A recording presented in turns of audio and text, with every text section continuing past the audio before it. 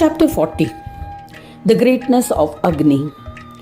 Om Sri Ganeshaaye Namaha. Munkhilacharya continued the narration. After being cursed by Bhrigu Muni, Agni returned to his abode. He was ashamed and isolated himself. This led to a huge uproar as the world became devoid of fire. All Munis, along with Devas, surrendered to Brahma Deva. They said, "O Swami, following Bhrigu's curse, Agni has disappeared. In the absence of Agni, we are unable to carry out our Yagna Karma. O Pitamaha, we are surrendering to you. Please protect us. Else, the animate and inanimate world will cease to exist." Heeding to their pleas, Brahma Deva approached Agni. It has been mentioned in the Mahabharata that he asked the animals to reveal his whereabouts. He tried to persuade him with quotes of wisdom from the Vedas. Brahma Deva said to Agni, "O great Agni, listen. Even if you are cursed with the ability to consume all, yet you will achieve fame as the one who purifies. This is definite.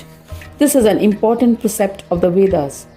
Bhrigu is not at fault for pronouncing a curse on you, as it was predestined. There is no doubt about it. So, do not be unnecessarily resentful. O wise one, please calm down. Even if you are the consumer of all, you will continue to be the purifying one. You will be free from the sin of consumption. There is no doubt about it." Hearing these words, Agni's wrath reached its peak. His aggressive anger instigated him to consider annihilating the world. He assumed the incarnation of Samvarta and spewed flames capable of annihilation. Brahma and other devas were unable to bear the heat of the flames and fled. Despite this, they fearlessly contemplated on Ganesha. During this period, Ekadanta manifested as a Brahmin and approached Agni. He imparted benevolent advice. The Brahman said, "O Agni, how can you exhibit such intense anger and try to destroy the world? Your rage is inopportune. While pronouncing a curse, why did you forget Vinayaka? Vinayaka enjoys absolute independence. Hence, O protector of the Devas, do not be arrogant. If you forget Vinayaka, you will be sacrificing your independence." Agni was filled with wrath and tried to burn the Brahmin with his flames. Gajanana Munindra, disguised as a Brahmin, laughed and said, "O powerful Agni, if you are able to burn just one blade of grass placed by me with your prowess, then you are free to go ahead and torch the world." Challenging thus the lord of this earth, Bhudeva, threw a blade of grass in front of him. Agni was unable to burn it with his prowess. He abandoned his pride and Agni surrendered to the Brahmin. Thereafter he asked the Brahmin, "Who is this Vinayaka, who is acknowledged as the master of all? O ocean of mercy, please enlighten me. I shall especially sing his bhajans. Who are you, O great one, in the form of Brahmin, who has humiliated me?" In this manner, the omniscient Gajanana, who had assumed the form of a Brahmin, justified his actions with reasons and guided the humble Agni. The Brahmin said, "Vinayaka resides in Svananda. He is the benefactor of all. He is the master of all. No one commands him. The eminent Brahmins worship him by the practice of Shanti Yoga. O Lord, I shall expound the Shanti Yoga. Listen with single-pointed mind. O splendorous one, he can be realized in the form of Pranava Om, in the state of Samprajnat Samadhi, as being singular as well as in many forms. In the state of Asamprajna Samadhi, one realizes that Brahma is endowed with duality and exists as Sanyoga and Ayoga. These are his forms and must be comprehended by yoga. His peace-bestowing form can be realized as the union of the states of Samprajnata and Asamprajnata Samadhi. Visualizing Ganesha in both these states of Yoga Samadhi as the union of both forms is Ganesha Shanti Yoga. Whatever exists as an aggregate or the synthesis of forms is expressed by the noun Gana. The lord of this aggregate is Gajanana. You are the powerful Agni. You should worship Gajanana with wholehearted devotion. O Daitendra, Prahlada, Explaining thus, he initiated Agni Deva into the pious Ekakshara mantra of Ganesha, observing all rituals, which is the bestower of all siddhis. Having elucidated thus, he abandoned his Brahmin guise. He, the protector of his devotees, manifested in his true form, that of Gajanana, with an elephant face and bearing all his symbols. Seeing him, Agni was ecstatic. Agni prostrated in a Dandavat posture to Gajanana. Just at that moment, Gananayaka disappeared. Agni left Swarga and went to the forest to practice yoga. He observed Samadhi and commenced austerities. After 100 heavenly years, Paratpara, the most superior amongst the superior ones, and Paramatma, the supreme spirit Gajanana, was pleased, and the one who loves his devotees manifested. He said to the devotee who had accomplished his penance, "O fortunate one, ask for a boon. I am pleased with your penance." Gritsamada continued the narration. Agni Deva, overjoyed, performed a Dandavat Pranam, performed puja as ordained by the scriptures, palms joined in reverence with devotion, praised the bestower of Shanti Yoga with an excellent Stotra.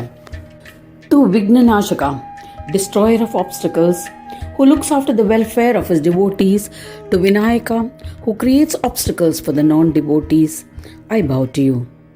To the one who is devoid of beginning, middle or end, to the one who is the form of the beginning, middle and end, to the one whose vehicle is Mushaka, to Gajanana, I bow to you. To the four-armed one, to the bestower of the four classes, to Ekadanta, to Heramba, I bow to you. To the embodiment of peace, to the bestower of peace, to Gajakarna, the one with the elephant ears, to Lambodara, to Dundi, I bow to you. To the bestower of yoga in yogis, to the Lord of yoga, I bow to you. To the one who is contained in all the animate and inanimate things, to the one in the form of Pranava, I bow to you.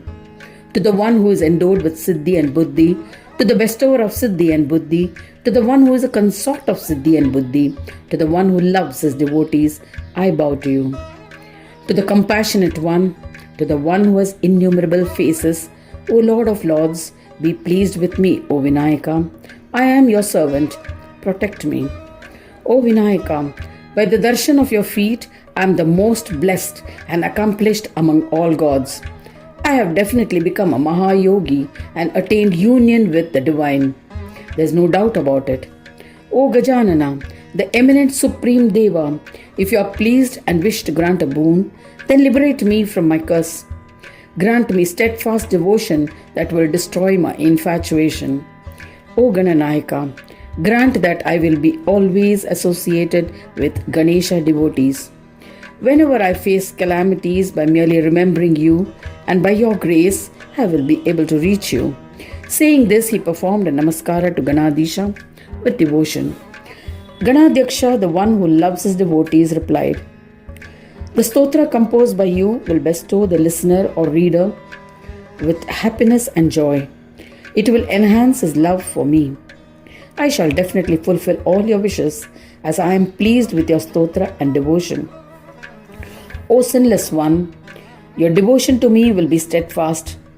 Adversaries will disappear in an instant by merely remembering me. Bhrigu, my beloved devotee, is a bearer of Shanti Yoga. His devotion is limitless.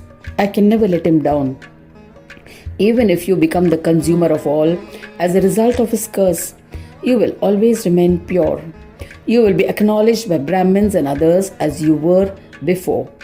I shall now rid you of the fear of being the all-consuming one.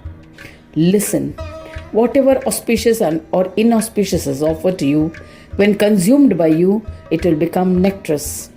You will not suffer from the afflictions caused by consuming all, as I have made you the benefactor of Amrita." Granting these boons, Ganadisha disappeared. Agni too became very happy and returned to his abode. O Daitya, from that day, Agni became the consumer of everything. Yet, Deva Agni remained pure and the enjoyer of nectar. As a devotee of Ganesha, he lived in the congregation of other Ganesha devotees and constantly sang the bhajans of Gananayaka. Any pious person who reads or listens to this narration of the legend of Agni will be blessed with the desired fulfillment, even if his wishes are difficult to attain. Thus ends the 40th chapter titled The Greatness of Agni. In the second khanda of the Purana Upanishad, Srimad Mudgal Puran, describing the legends of Ekadanta, dedicated to Sri Gajanana. End of chapter 40.